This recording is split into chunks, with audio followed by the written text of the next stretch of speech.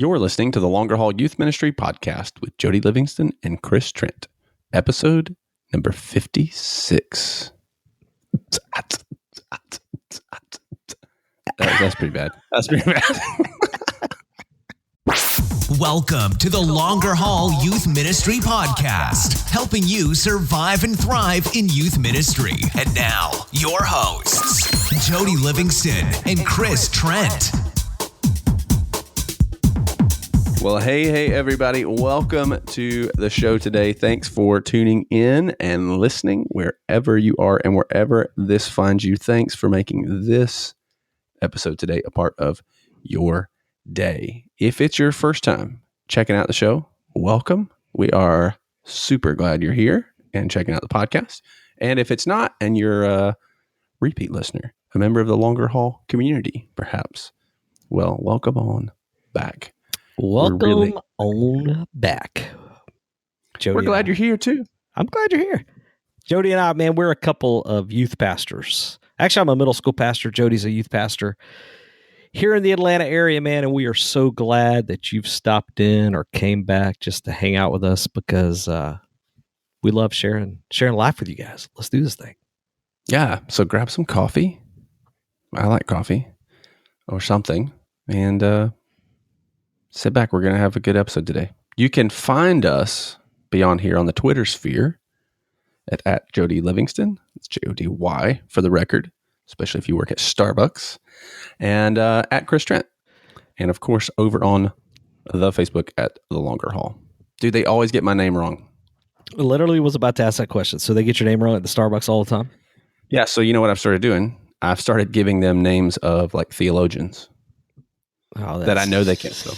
That's so like nerdy. Oh my gosh! Can I get a name? Bonhoeffer, Dietrich Bonhoeffer, Felix Mons. I could not spell Bonhoeffer for nothing. Yeah, well, neither can they. But I don't get upset when they misspell his name. Just when they misspell mine. Yeah, I hear you on that big time. So, Jody, I've got some shout outs. So, hey, one thing we're about to start doing on the podcast is we're going to try to start doing some shout outs.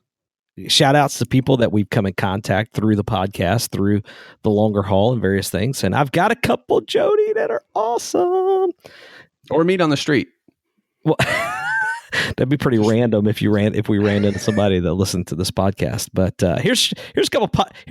First of all, I just want to do a little shout out to the people who are listening right now while in the shower again. No, that was last time. This time while running.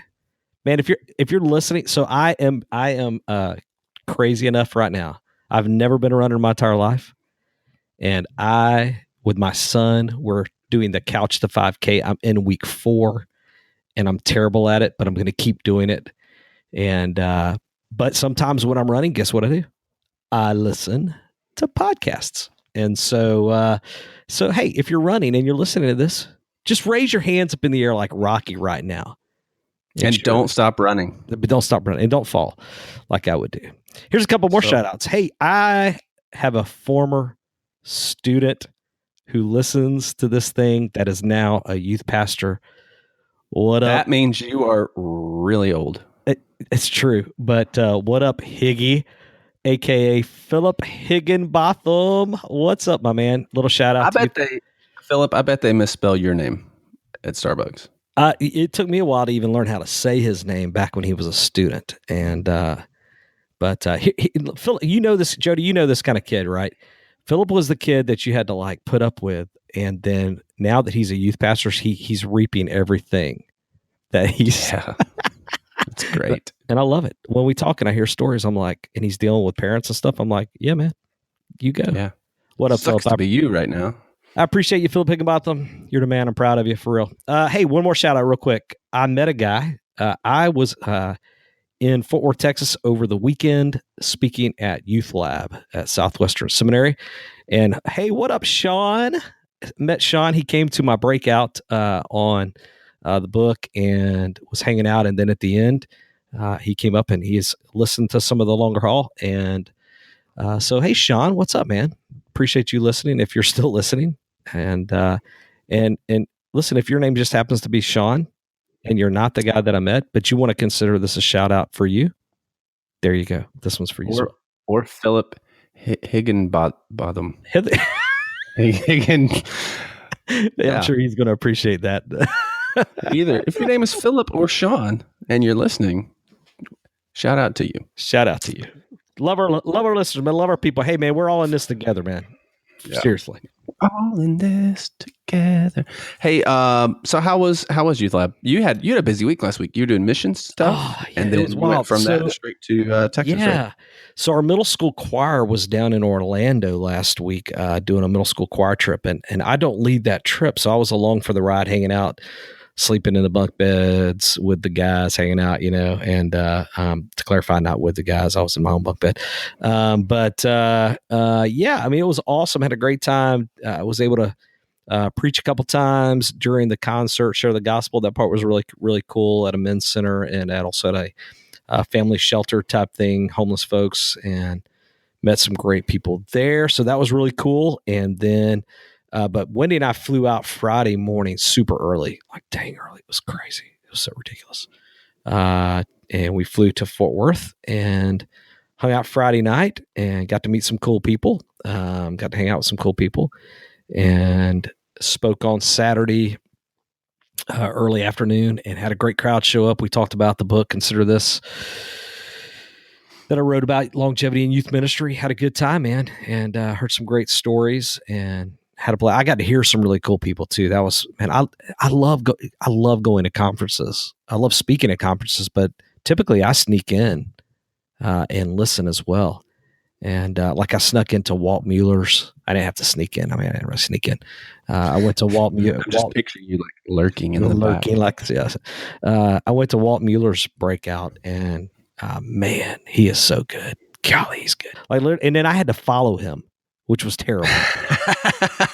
I'm not kidding. Like, I was in the same room as he was next, and I was like, "What? This is dumb. Like, why am I in here?" So he rocked it. His podcast is amazing too. So I don't want to say that because if people try his, like, they'll stop listening to ours. They can listen to both. Maybe they listen to one in the shower and they listen to the other when they run. Yeah, no doubt. Maybe so. Both. No, so I think you and I are the same. Like if I'm speaking at something, a conference or a camp retreat, whatever, if there's other folks around, like I really prefer to be there the whole time because I like to hang out and hear and listen and meet and talk to folks. Seriously. So I don't typically run out. So no doubt. Try to be the whole time. So that's cool. Yep. Good times. Good. Yeah. And you made it back with almost everything. Right. See, now, Jody, what is that? Like, why do you want to go personal like that in front of everybody? Hey, we all forget things. So I got to the airport on Saturday and you get your book bag up there and you're pulling out all your stuff. And I pulled out my laptop. Check. Good. And then I reached in there to pull out my iPad, which, let me tell you, for me, my iPad, like, I use that thing a ton. I mean, I'm talking about a ton, especially to preach out of, like on Sunday and teach out of on Sundays, and Wednesday night, anytime I teach, anytime I train or anything. And sure enough, I left that doggone thing at the seminary. But thankfully, I called immediately as soon as I got through, the screening and all that. And so I gave them a call, and they have it, and they're sending it back, and they're throwing in a T-shirt with it as well. Shout out Youth Lab, what up? So I think you did that on purpose. You did that on purpose to get a free T-shirt. I did not risk my iPad for a T-shirt. I can tell you that right now. I got enough T-shirts laying around, but I am happy to get one of those T-shirts. They were pretty cool. So, yeah, man. Sure enough, I left my iPad. Thanks for bringing that up. I appreciate it. Yep. So, but it's on its way. It's on its way. Yeah, maybe so. Hopefully. Yeah. Well, I'm glad you made it back. Sounds like it was it was good. It was a good time. I love Texas. So today, something else kind of new for us, at least lately. Oh, yeah, right? This is exciting. I love this, man. This is really cool.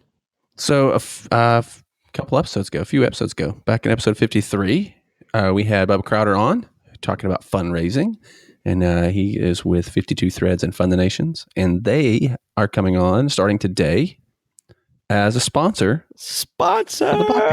What we're selling out to the man. Well, that was a good man. No, listen. First of all, it was a great episode, and I've gotten some folks comment about to talk to about that episode. It was great. But listen, I know Bubba Crowder. and I trust that guy. And here's the deal. Like I've been using him for maybe 8 years, maybe 10 years. I mean, it's been a while that I've been using in my youth ministry. I get my shirts from him. And so they're great and I trust them and I feel incredibly comfortable, having them as a sponsor because we genuinely, and your kids are using the Fund Donations right now, if I'm not mistaken, right?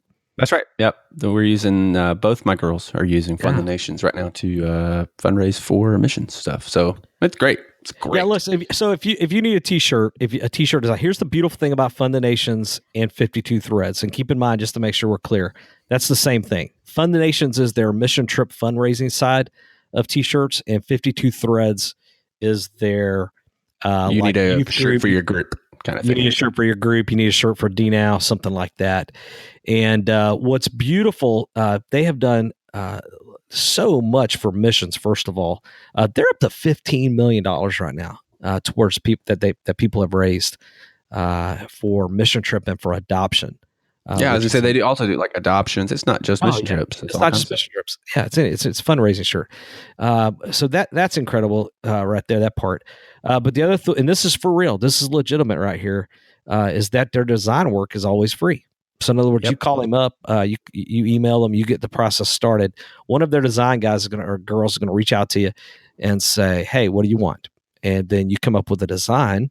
That part's free. There's no extra charge for that, including some changes. In other words, you don't have to take what they give you immediately. And then the beautiful part is you get to use that logo for promotional stuff if you're getting the shirts from them. So that is super awesome. Funddonations.com, 52threads.com. I feel completely comfortable recommending these guys because they're legit. And and I appreciate their help because it does cost a little bit to put this on. There's hosting fees and such, and this is gonna help us a little bit with that. So we appreciate that big time. Absolutely. So head over to 52 Threads and Fund the Nations and give them a look, and be sure to tell them thanks for supporting the longer haul. We appreciate it. Yeah, no doubt. It's great. Awesome. So, man, an important topic today. Big time topic. Big time topic, and probably one of those things that is a definite struggle for many in youth ministry. So we're going to be talking about being organized. Oh yeah, getting which for some people comes easier than others. But it's important. Just because you're not, it's not like your wheelhouse doesn't mean you get a pass on that. You have to learn, which is why we're here today. No doubt. Talk about being organized. So, hey, let's do this. We forgot. Let's cue the music, and then we'll jump into the topic. How about that? Sounds great. And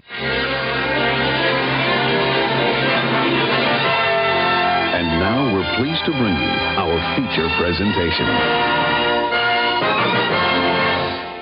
I know that's not really music, but it just makes it feel like what we're about to say is really important to me.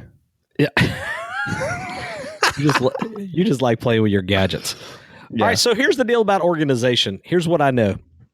Youth pastors, this is a general statement, Jody, and it doesn't apply to every single youth pastor. But generally speaking, youth pastors are not known for being super organized. Would you agree with that? I do agree with that. Largely, yes. I think typically you find extremes often. So you find some that are really organized but stink at relationships. Yes, they're just not very personable because they're very driven by being organized, keeping things neat, that kind of stuff. And then you find some that just feel like relationally, man, that's their sweet spot. That's their wheelhouse. But when it comes to being organized, a lot of things fall behind. And unfortunately, to be an effective youth pastor, you probably got to do both well. Yeah, totally. I like to quote at times, not quote, but just bring up that there was a study done. Now, here, full disclosure, this study's pretty old. I mean, it's like over 10 years old. But Mark Matlock, who does the Wisdom Works ministry, he through Planet Wisdom back in the day, he did a survey that he partnered with the Barna Group and did. And they interviewed just a large number of parents about youth pastors. And even though this has been 10 years ago, I think this applies today. One of the major complaints, there's a lot of good, but one of the major complaints about youth pastors was their lack of organization. And so what I've seen over time is in the moments that I've had conversations with youth pastors along the way that are struggling in their church.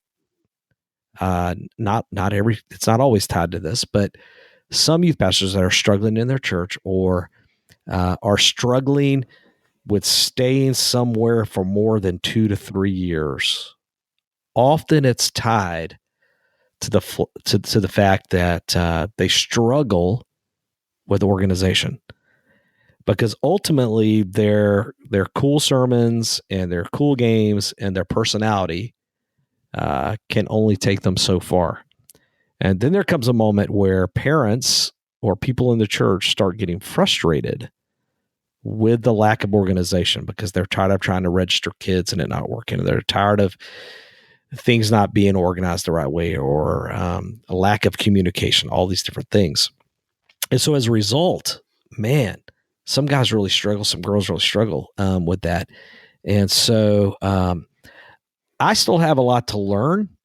I feel like I will always have a lot to learn in this area, but I do feel like it's something that for me has become a little bit more natural. And like you said a minute ago, and I have to make sure I'm working at the relationship side of things.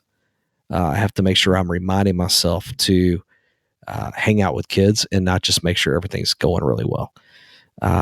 But man, it's so important. And so I think, Jody, what you and I are going to do is you and I both are coming to the table with some ideas here on how to make this good, and what some folks could do to maybe improve their situation if they're struggling with that. Because I'm guessing somebody's listening right now struggling a little bit. Oh yeah, for sure. Well, and I think too, when I think about like being organized or the lack of, either way, whichever side you want to look at that, I think when you're organized, it's probably something that people don't really notice, and they shouldn't. Like it should. Oh yeah, I agree with that. Attention. But what it does is it builds confidence in you. People have confidence in you.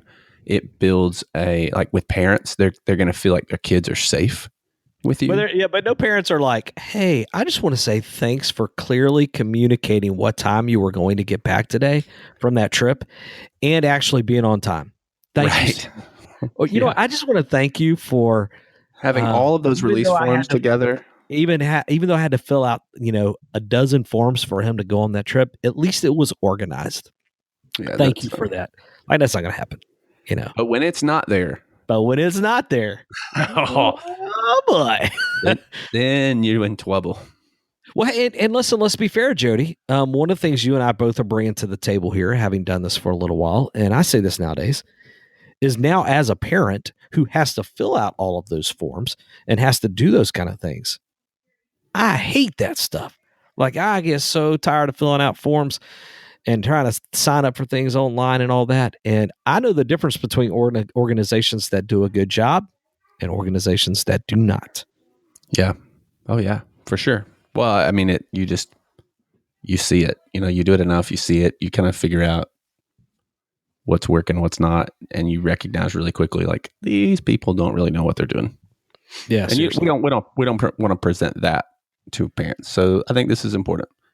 So out of the gate, then what's kind of your first? So I've got a few here. You've got a few here, maybe 4 so piece or whatever. Here's one for me that I think would help anybody, because I think some people are guilty of struggling with this. And I've got a bonus with this one right here that you're going to love. Okay, here it is. Keep one to-do list. Now, for some people listening that's pretty good with their to-do list, they go, duh. But keep one to-do list, meaning, now hear me carefully on this, meaning that you're not that you're not keeping to-dos on a piece of paper, in your phone, also maybe using your inbox, your email as a to-do list as well. but rather you're keeping one to-do list. And this is one thing I've struggled with folks, like, as I've had interns that are younger or whatever over the years that don't get things done.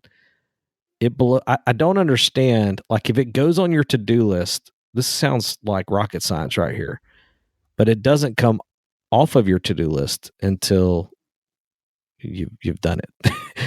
Right. And I'm telling you, that will go a really, really long way. Now, let me add to that, though. I want to be full disclosure here. We're going to talk about email here in a little bit, but I do use email as a way to get things on my to-do list. In other words, if I'm sitting here on a Sunday morning and something happens with a parent, something happens with a worker, something happens with a kid, and I go, man, I need to remember to add that to my to-do list or whatever. I will email myself a quick note. And then I will add that, though. Here's the key. You've got to not leave it in your email, but add it to your actual list. Unless you're fully depending on your email. But the key is that it's all in one place and that you're scratching off things. And then when your list gets kind of nasty and you need to start a new list, make sure you bring everything over, right? Again, this is not rocket science. Now, here's the bonus, though. Check this out.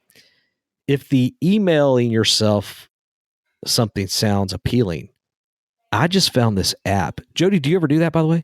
Do you ever email yourself things? No. Okay, you should do that. Okay, You've seen, I know you're gonna get to this, but you've seen my email inbox. Yeah, it's terrible. But we're still friends. I mean, I still love you and the love of Jesus and all that. So, but here's a bonus. This app, you're gonna have to link to this in the show notes page because it's hard to even say. But it's like Pensive, so Pensieve. Okay, Pensive. And this app is so cool because you click on the app. The first time you click on it, it asks for your email, and then it's connected to your email. And from that point forward, you don't have to open up your email. You just click on this app, and it's just like a blank page, and you just type in what you want to say and hit send. And you don't have to choose who you're sending it to. You don't have to put a subject in there. You don't have to do any of that stuff. And it just automatically sends it right to your email. Dude, I'm loving it. I'm not kidding. I just found it this weekend, and it immediately was moved to my front page on my iPhone. Immediately. It's that good. Pensive. And it's awesome. So keep one to-do list. That is my first recommendation on, these are not in order, by the way. That's just one recommendation when it comes to get organized. So if you're struggling, think about that. Do you have email? Do you have like to-do lists all over the place? If you do, boom, there you go. Awesome. Yeah. I think for me, and I know you use this a lot. Evernote rules my life. Mm-hmm. So like I'm putting my to-do lists.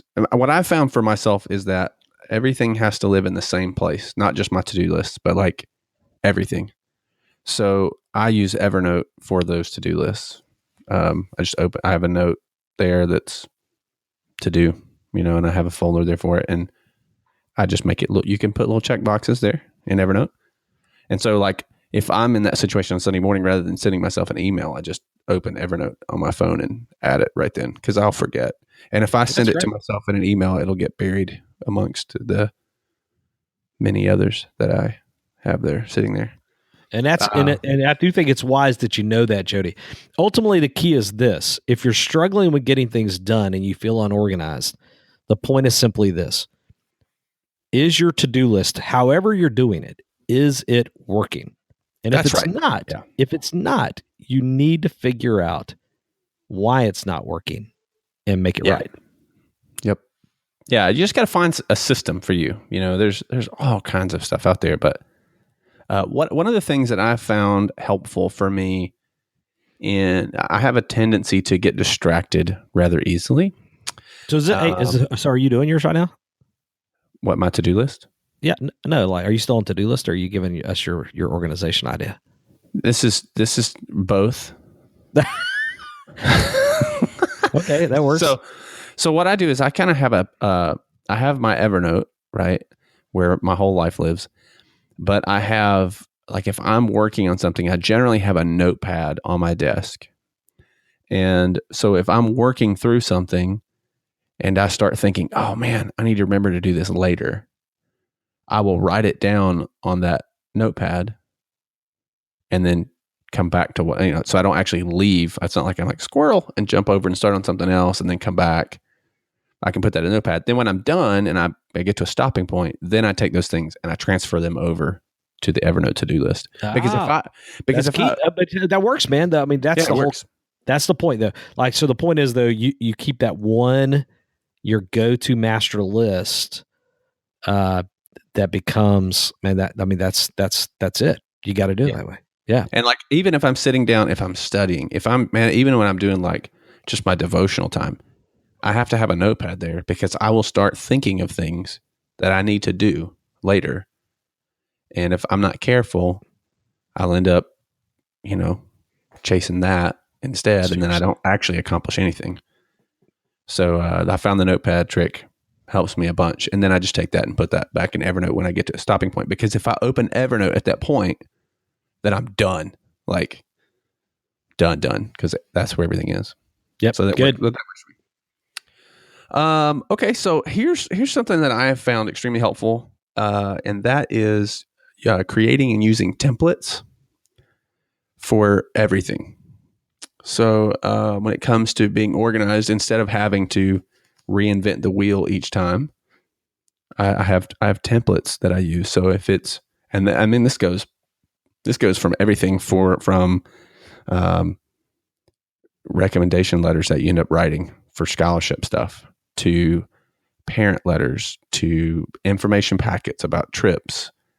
And all of those kind of, they live in the same spot there in that folder, and I can pull those out.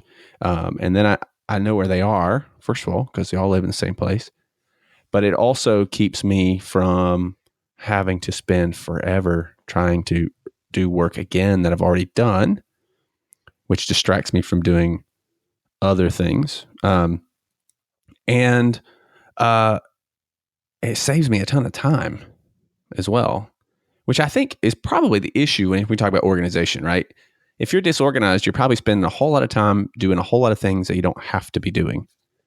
And so being organized and staying organized frees up a lot of your time. So I have templates for emails. I have templates for, like I said, information packets. I have templates for parent letters. I have templates for, my teaching outline it's a template that I use each week. We kind of have templates for the podcast, right? Yeah, totally. Yeah. So I build those out a ton, and then I keep them. I do think what you're saying is one thing related to organization that some people struggle with. And often whenever you're going to get organized, like what you're talking about, and I love that template idea. I think that works. And I have some of those as well.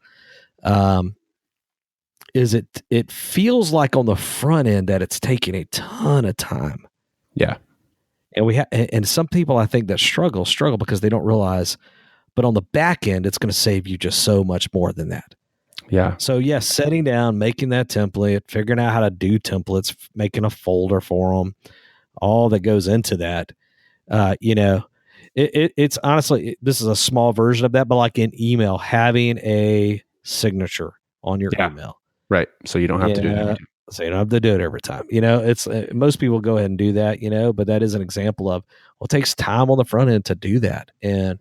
But on the back, man, so huge. Well, and I know that a little more here in a little bit, something related to that's going to come out. But yeah, no doubt. And I know like templates, that doesn't really sound necessarily like has to do with organization, but it takes so much time, or it adds so much time to your day that if you know where that is, if it's all living in the same spot, man, don't sit here and you're killing yourself, spinning your wheels, doing the same thing over and over and over and over and over again.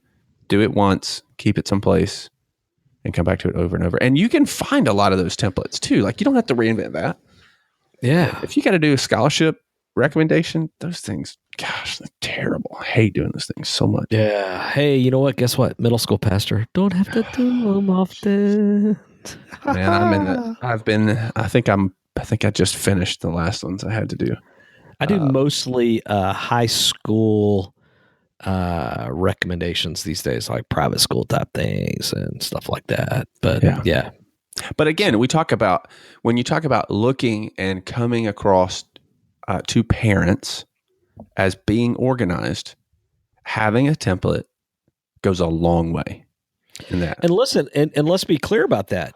If a parent is needing you to fill out a scholarship form or whatever, or sending in a reference letter like that, it's kind of part of the gig. And now, granted, there are some that wait till the last minute, and I don't feel like you need to bend over backwards necessarily to fix that. But if they give you one and they say, hey, I need this in a couple weeks, you don't want to wait till the last minute to do that. No. You're wasting an opportunity to help somebody out and step up and deliver your A game. So get it done.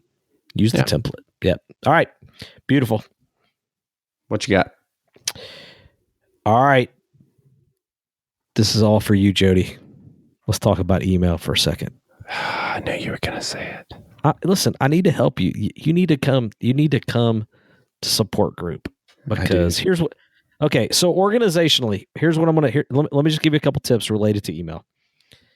But I want to be clear about this. Inbox 0 is a pipe dream. That's dumb. That's not a thing. Like, I don't even know why people say that. Like inbox 0. Now there's probably somebody listening right now that is able to accomplish that. Good for you. You're awesome. Way to go. Or they have no friends. Here's what I say. I changed it to inbox 10 or so. That's what mine is. Inbox 10 or so. And I'm just going to full disclosure. I keep that. I'm always around that 10, 15, 20 at the most. If I get 20, I start to freak out a little bit.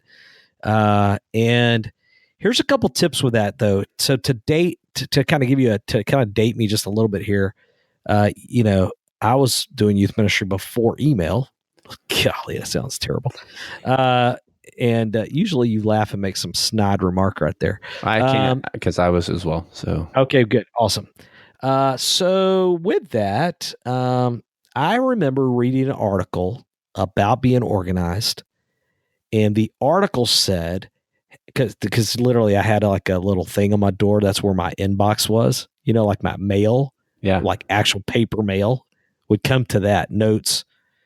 Interoffice memos was a thing, right? So all that would come. I remember reading an article that said, hey, one of the things you need to do is not go check your mail, not go grab all your mail until you have time to sit down and go through all of it in one sitting and go ahead and respond, answer, do as much as possible. Because one of the struggles that used to be a problem for folks, and now it's all digital, but they would have like a little tray sitting on their desk, and and that tray, it would just get stacked with the things they got to do, memos, things. All of that is digital now. And that's how the inbox fills up. It fills up with 20, 30, 40, 50, 500 emails that all of a sudden land in their inbox.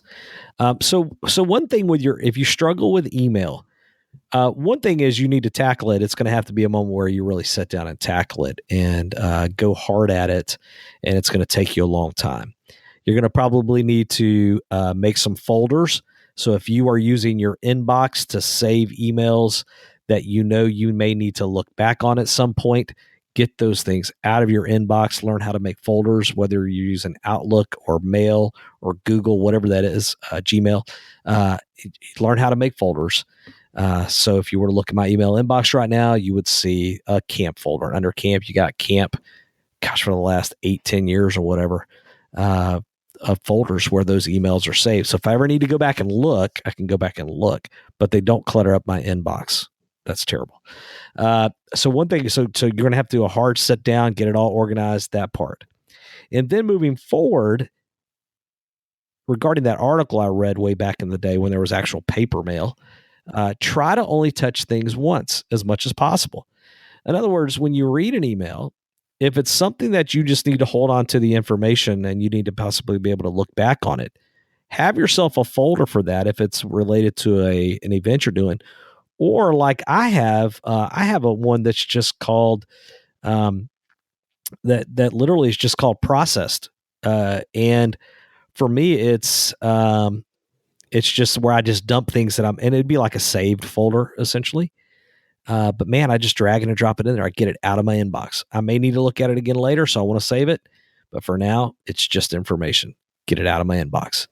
If it's junk mail, like from whatever bookstore or promotion thing, delete, and unsubscribe like crazy. So for your work email, your main email that you're doing all of your youth ministry related work, stop giving that email out to all of these newsletters and get yourself except for the longer haul. Except for I just ripped this. I didn't realize that. Except for the longer haul. Of course, yeah. And get a junk email or a different email for that. And like Chris, the longer haul is for me. I'm just kidding. It's not. I'm just kidding. And use that email for all of that stuff. And just unsubscribe ruthlessly. Just unsubscribe. Yeah, a great tool for that is unroll.me. Or you can click on the bottom of the where it says unsubscribe. I know it with Gmail. I'm not sure who else it works with, but it goes through your inbox and it pulls all of the subscriptions you have, and it will allow you to go through and unsubscribe, or it will put them in like one email, one daily email. Yeah, neat. So in that, make sure. So going back to, just make sure that you are, ruthlessly attack it, get it down to manageable. Get some folders, get it organized, try to touch things once. So in other words, put in a folder or respond to someone. If it's a response needed, make yourself go ahead and respond and then delete that or save it if you need to, but get it out of your inbox. Just make yourself, because here's the problem with a big old honking inbox is over time, emails that are important and need a response from someone or to someone, they get lost in those hundreds and hundreds of emails. And eventually they don't get a response.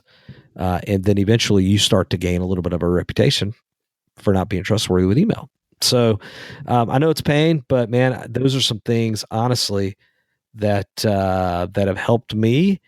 And I think if you attack it and you go after and try to get a plan, again, if it's not, what you're doing is not working and it's causing stress, figure out what might, so that would be huge.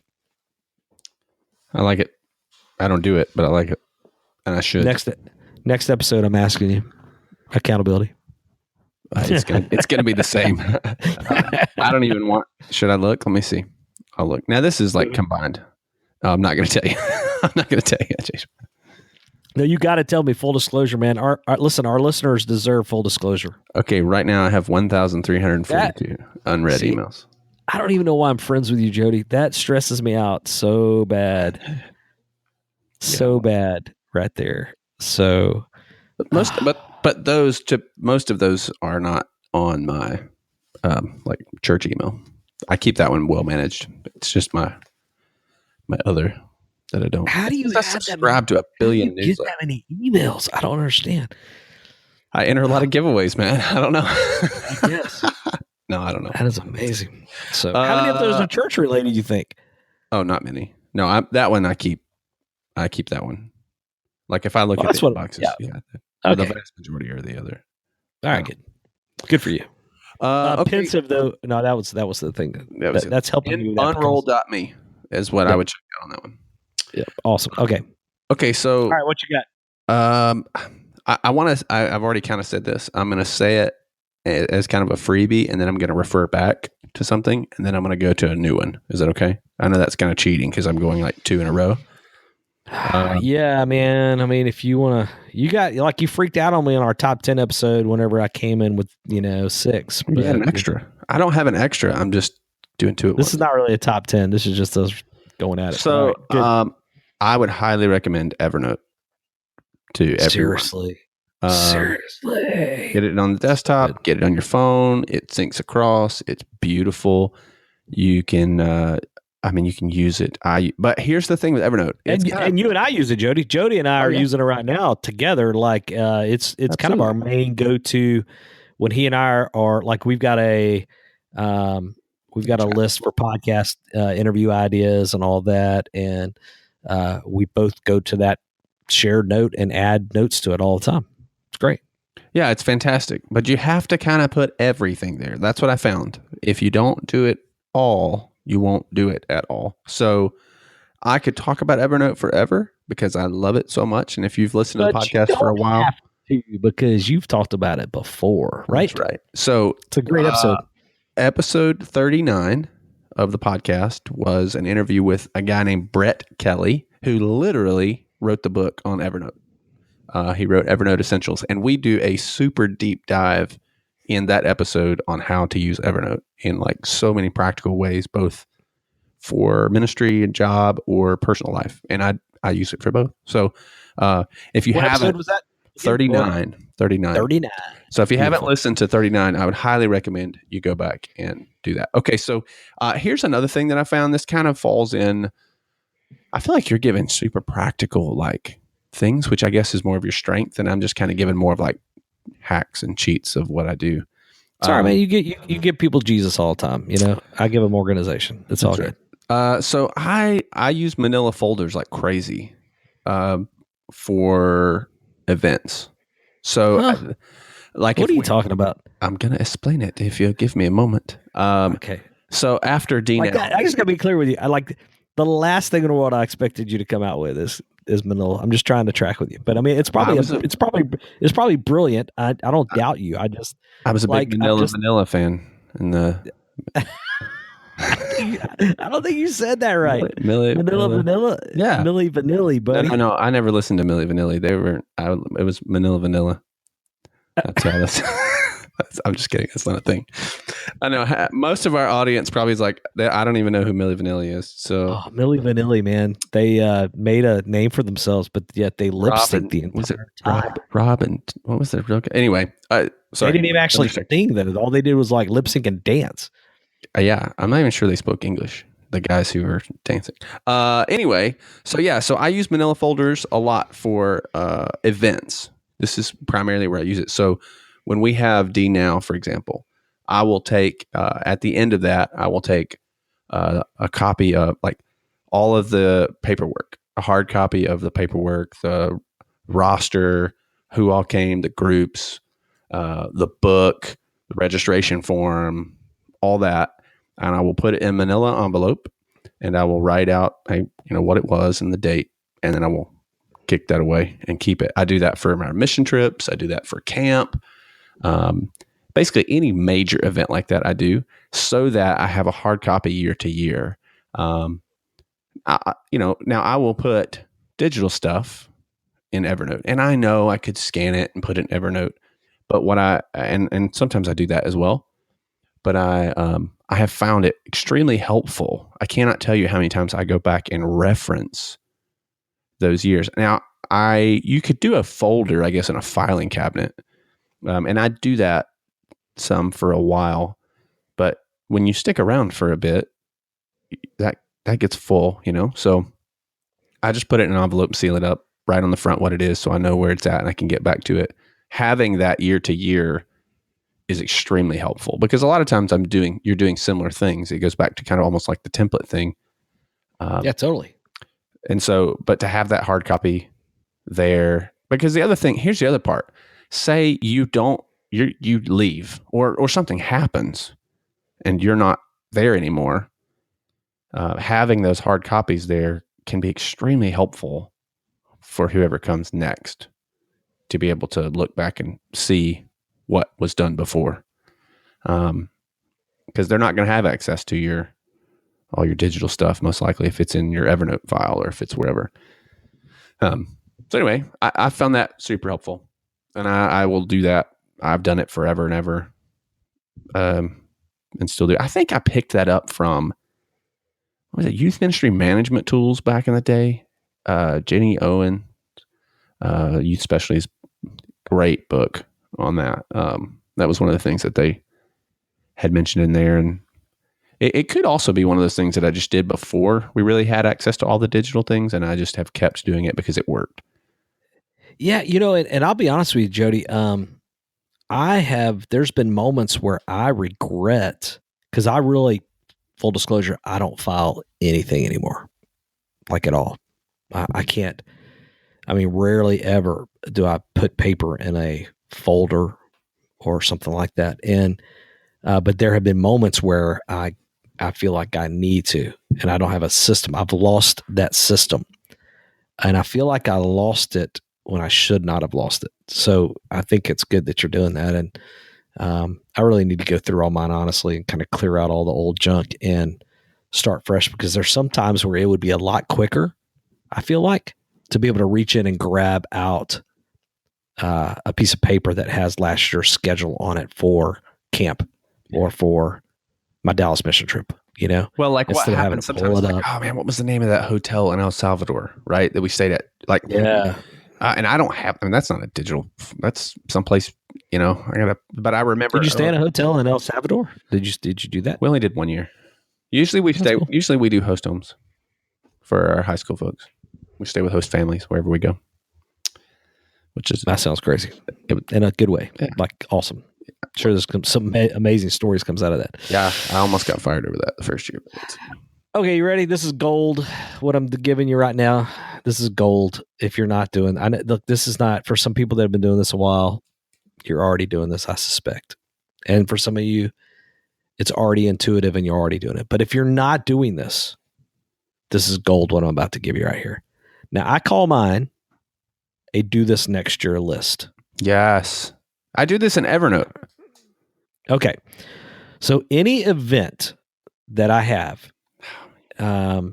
any programming moment that I have, D-Now, mission trip, camp, whatever that might be, man treat.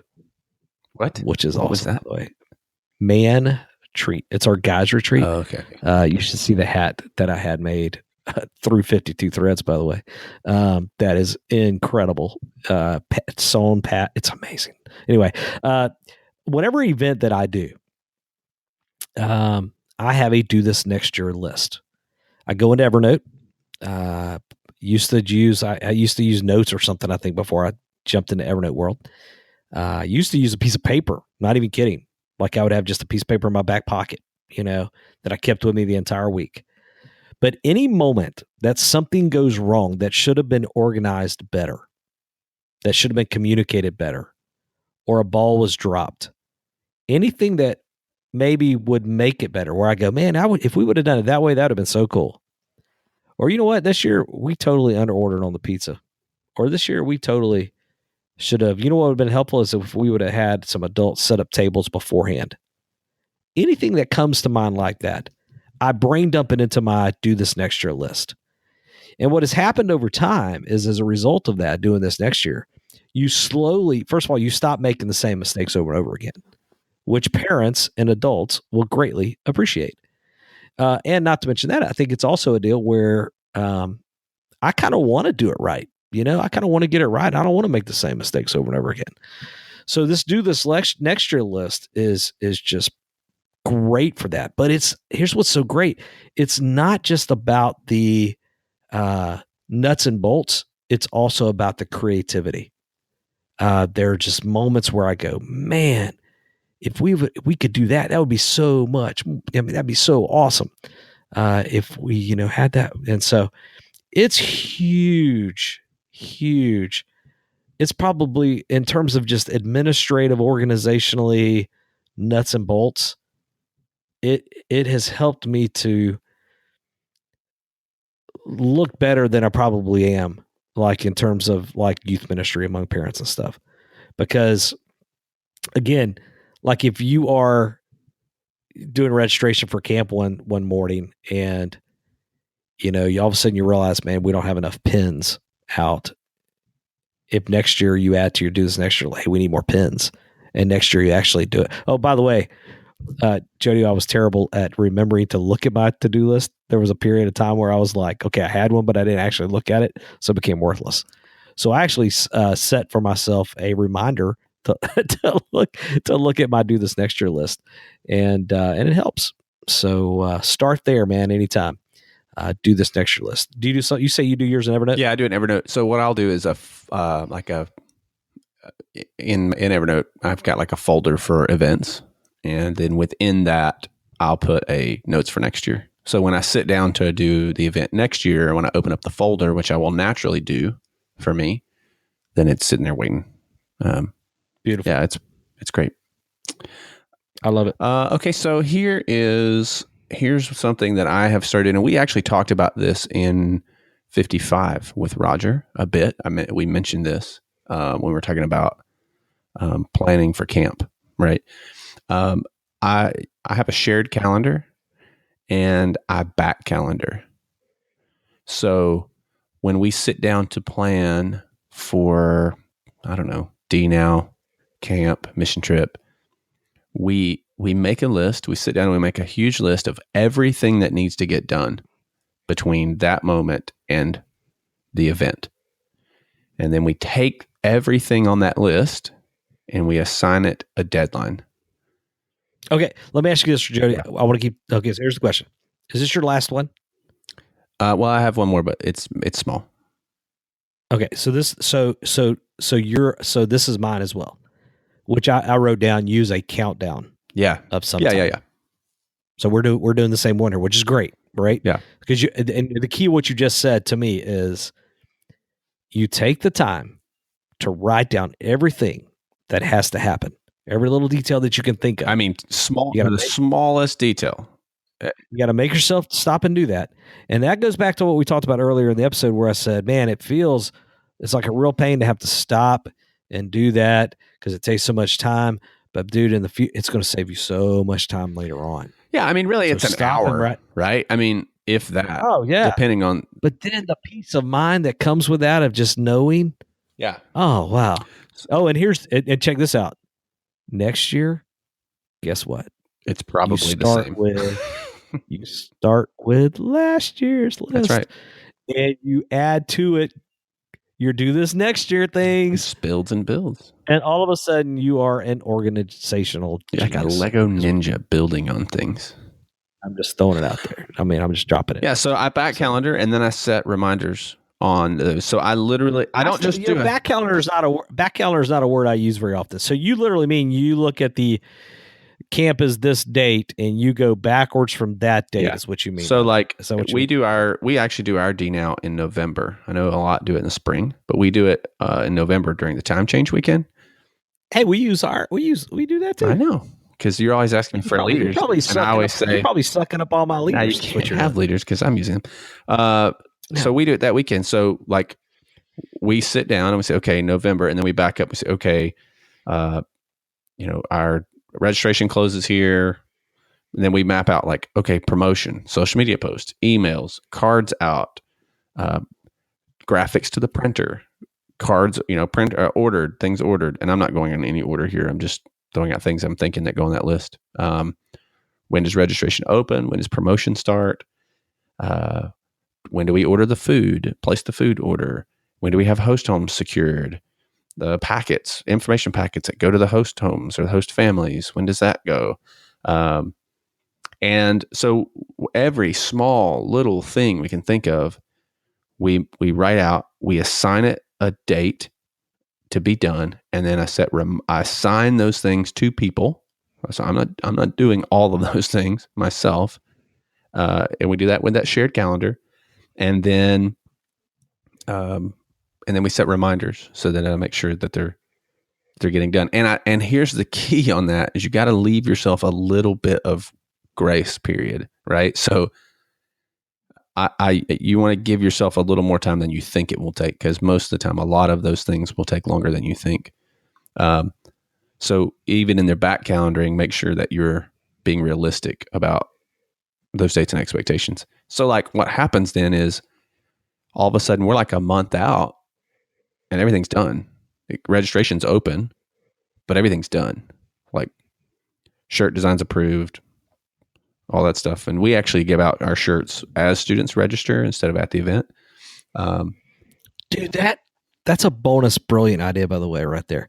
So in our girls ministry stuff we do, Jennifer Fletcher, our girl, I shouldn't have said her name out there. Somebody's gonna try to steal her. She's amazing, and she does that. She gives out shirts as the girls sign up. She's got 2 girl weekend things she does, and girls love it. Because Because it was her idea. I can't do it. You can do it, and I want. I can't. No, I can't. We protect, man. It's the code, man, in our office. So tell her you got it from me. It would take away. It would take away the specialness of it being for them. So that's how I think I'd still do it. You can't. Everybody can't. It's like easy promotion though. The kids are going to wear it. It builds excitement. They start wearing them early, especially if it's a cool shirt. Yeah. That's the key. But that's so a great we do idea. the same thing. We got sidetracked, but a worthy sidetrack. It is good. Yeah. So, and we do the same thing for camp. We do the same thing for mission trips. We do the same thing, and it just because there's always things that come up last minute, right? I mean, it doesn't matter how many times you've done it. There's always something that's going to come up last minute. So having all of that planned out and done, I mean, you talk about organization and not being stressed riding into the finish. Yeah. Oh gosh, that's huge. Huge.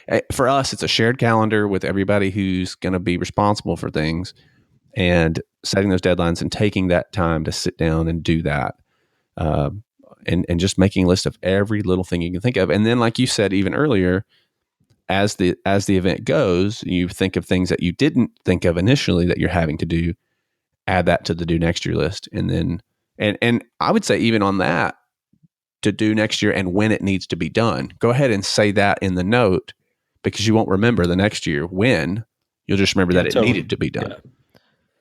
Well, and I will say this too. Part of the okay, so we're blending in some ideas here, but one of the key aspects of that do this next year list, and I think in making your countdown that you're talking about effective, is to have an eval meeting with some key people at the end of an event. Yeah. Now, listen, I get that.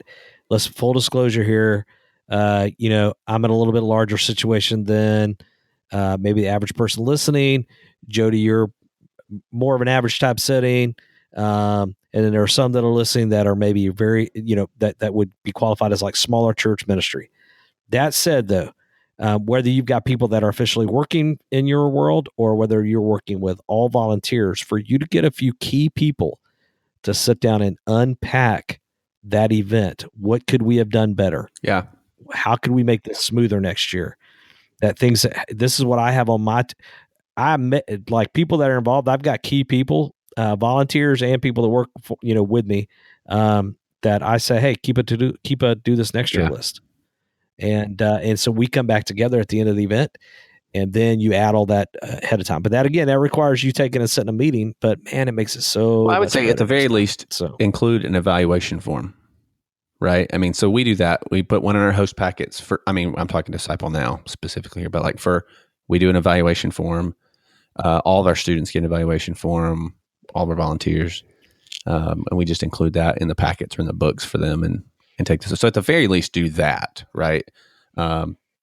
But you should have some key folks that you pull in and sit down with and really hash that through. But depending on your context, there may not be a whole lot of people to do that with, and that's fine. Yeah. But at least seek out that feedback, I think, is the point, wherever you can. So yeah, but I would even say this. I'm serious when I say this. Even if I was in a setting where I didn't have many adults around me and I was really doing this, even getting a couple of your key kids. Yeah. To help process some things out loud. Yeah. The key, absolutely, just not doing it by yourself. Processing some things out loud will really help, because you just never know where the next good idea is going to come from. And I would say even in that calendaring, that back calendaring process off the front end, it's important to get other people involved and dream up some things there too. What that'll do, which seems a little counterintuitive because we're talking about being organized, and we spent the time at the beginning talking about typically you're either organized or you're really relational and creative. But being really organized like that, particularly with the calendaring thing, will allow you to be more creative, because it will free you up to have more time to really be intentional about the creative process and that too. So, okay. So the last thing I have is it's just more of a principle. than anything. But I try my best to automate as many things as I can. So I use like if this, then that for a lot of things that triggers. If I do this, it triggers that. So I don't have to worry about it. Like my mileage is tracked automatically for me. So if you're in a context where your mileage, you're able to track and count that mileage, which hopefully you can do that or you're doing that. I have an app on my phone that automatically tracks every drive I take, and then I can categorize it. Let me see what it's called. Mile IQ. It's on. I have an iPhone, so that's there. But just trying to find a system that works, automate as much as you can, and then stick with whatever system that is. Don't try to. You don't have to. Like we're saying earlier, like don't do things repeatedly just for the sake of doing them.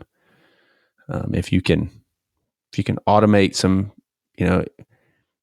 email stuff, if you can automate tracking simple things like mileage, if you can, whatever that looks like. I do that with a lot of things, and I find that it helps me a lot because because I know I'm not very organized by nature. You and I are very different in that sense. I have to work pretty hard at that at times. And so I've learned over the years that if I can find ways to automate some of that process for me and I can get it to where it lives, then I'm much better off. So, yeah, man. Well, Jody, based on everything, I think you're more organized than you think, bro. Or at least, let me say this, at least you're a youth pastor that has figured out that in order to continue to do this, long term, that you had to figure out how to do a better job at that. And some of the things you're saying, I think, are pretty solid. Yeah. Well, I think you have to know yourself. And sure. Just because I hear so much, man, and I don't want to get off on a thing here at the end of this, but I hear so often, I talk to youth pastors who just say, man, I'm just not good at that. It's like, okay, I get it. That's not your strength, but that doesn't give you a pass. Like, if anything, it just means that's an area you have to work a lot harder in. No. Yeah. Well, I'm not good at funerals, but it's part of the deal. Yeah. Like every once in a while, it sounds terrible. Is that a terrible joke? Or not a joke? I mean, was that a terrible reference? Hospital visits. That people just, you just don't. Yeah. I mean, I'm not great at those, but I mean, it's part of the deal. Mm-hmm. So, but this even more so. Yeah. Because this is directly affects your ministry and your longevity where you are. I'm telling you, 100%. Okay. 20 years of doing student ministry, the blog and podcast has been 4 or 5 years now, and doing stuff even before that. Like, we are telling you, if you're listening, if you cannot learn and find ways to be and stay organized, you will not be able to be in a place for any period of time successfully. Just won't happen. Either because people will get frustrated and tired of your lack of organization, or something's going to happen. Yeah, and we don't say that to pile. And I know Jody's heart, and I know my heart. We don't say that to pile on anybody. And we know that's frustrating for some that struggle, but we say that because we do care, and we are cheering. Absolutely. On. We want to get this right, and we've been able to see the benefit. Yeah, look, so, I know anyway. It's not for me. It's not always easy, but got to make it happen. Work. So, all right. Hopefully that's helpful. If you have questions about any of this stuff, hopefully this is helpful to some shoot folks. Us an email, reach out on Twitter, jump over on the Facebook page, ask there. Go to the show notes page, which I totally forgot to mention off the beginning of this, which will be thelongerhaul.com/episode 056. So thelongerhaul.com/episode 056, and you can leave a comment there even.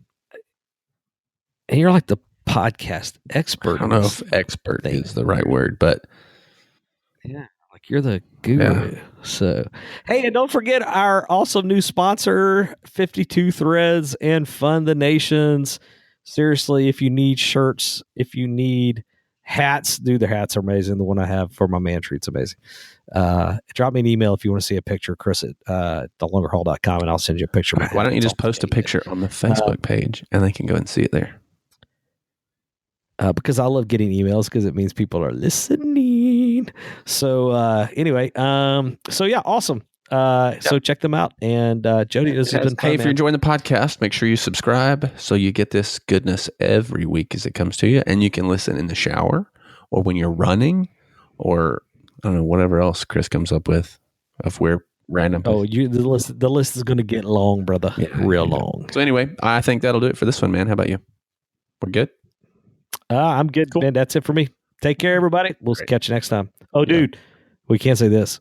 Dude, we got a couple interviews coming up. Yeah. Good grief. Good ones. Good grief. So good. All right. Anyway, keep them secret for now. Catch you in the next episode. Later. Thanks for listening to the Longer Haul Youth Ministry Podcast at www.thelongerhaul.com.